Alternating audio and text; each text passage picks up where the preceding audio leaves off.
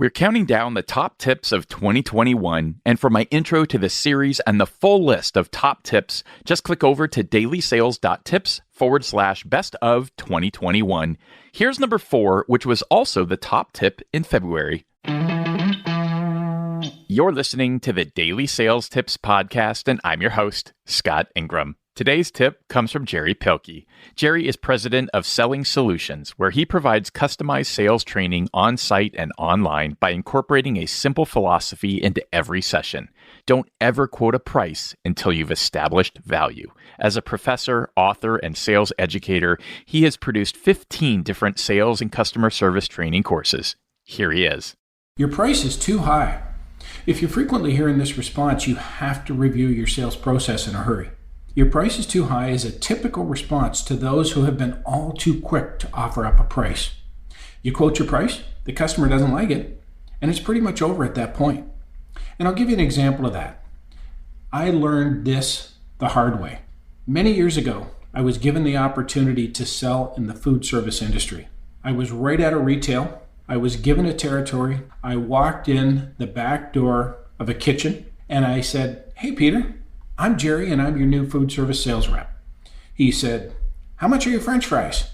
And without asking any qualifying questions, for example, how many do you buy? What product are you buying? What brand are you buying? I simply offered up a price. I grabbed my product book. I searched through thinking that this is going to be my first sale. I offered up a price. His response? "Too much. Get out." Where can you go at that point other than, "Okay, Peter, how much do you want to pay?"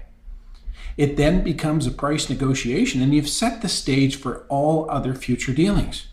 The question you want to ask yourself is, how much do I want to sell my product for?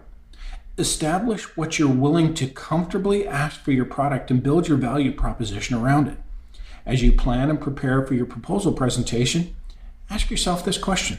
What is the perceived value of my offering to this customer, and can I successfully justify how its value and my service exceed my asking price? You will be asked to reduce your price. It's human nature to want to negotiate.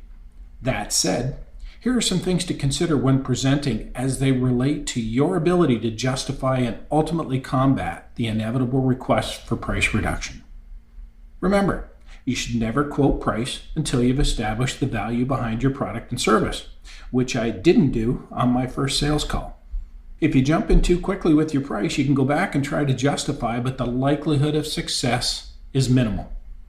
Decide in advance what your solution is worth. Before you can sell anyone, you need to be absolutely convinced that what you're offering is worth the asking price. If you're not convinced yourself, your presentation will not be convincing. If you imply that your price is negotiable, it will always be negotiable. Present your proposal with conviction and confidence that you are providing the customer with the best possible pricing, and do that the first time. How have you differentiated yourself from your competitor? You must position yourself differently. Just because the competition sells on price does not mean that you have to do the same. Find a way to show the customer that you're different, that you add value to the relationship. The customer must view you as a partner in business. Once you establish that position and you truly represent value to the customer, pricing will become secondary and you will win on your price. Position yourself as a professional. The way you dress, the way you project yourself, the way you answer their questions, your overall approach to doing business will determine their approach to doing business with you.